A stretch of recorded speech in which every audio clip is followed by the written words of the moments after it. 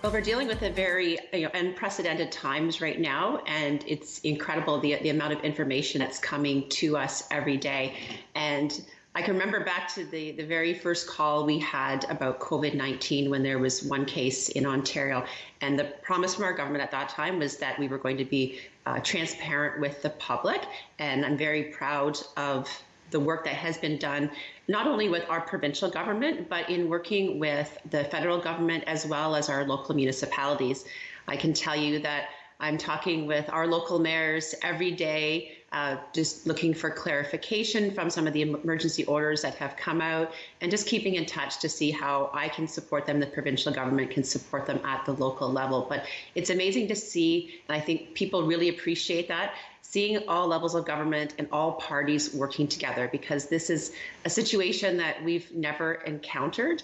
And it is so important that we are all working together. And we can see that with our frontline workers, our grocery store clerks, our garbage men. Everyone is playing a part in this. And you may not be a frontline worker, but it is so important at this time that people are staying home and following the rules of social distancing, because together, this is how we're going to combat this virus. And it's a scary time. And I know each week I have a check-in with our local really Chamber of Commerce and some of our politicians to give updates, and just getting that information out and being very clear and transparent is so important. Some of the measures our government has taken was calling a state of emergency on March 17th.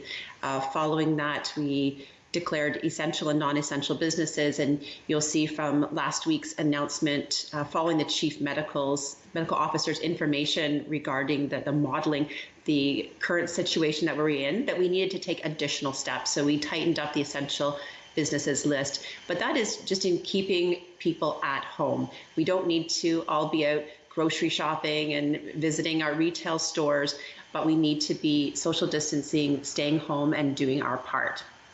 I was also very pleased that this past week, our government announced additional funding for mental health supports, for virtual and telephone assistance for programs like Kids Help Phone, because at these times when people are feeling socially isolated, being home, and it is difficult for some people, and we're feeling that now. It's been 3 weeks, and we don't even know where that end line is. So it's important that we provide those supports to the people who need need additional mental health supports at this time. I was also proud with our ministry and Ministry of the Attorney General that we announced $2.7 million to help more than 50 agencies that support victims of domestic violence and other violent crimes, because we know in stressful situations like this is when you see an increase in domestic violence. We announced a health matching portal, and I can tell you before then we already had about 13,000 retired healthcare workers who were coming back into the sector to help out. So this is a great opportunity for anybody who's had any experience, whether it was past experience, retired, second career, or those young people who are now in school in these health-related fields, or even newcomers to Ontario and Canada who have the experience from their home countries that are coming here. So the portal is designed to make matches to those who have experience with areas that are needing healthcare workers.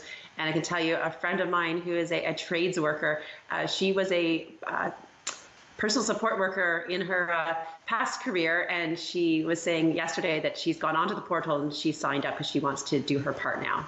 Well, this is a situation that is, like I said, it's rapidly changing every day. And when we had our spring economics statement, that was kind of our first step in announcing what we were doing for the province at this time. But we know that will continue to change as we move forward, and hopefully see the end of this soon down the road. But it's our government working together along with the federal government to provide those supports to businesses as well as to individuals and families. We also made an announcement this past week about the supports for families, and that's for families with children under the age of 12.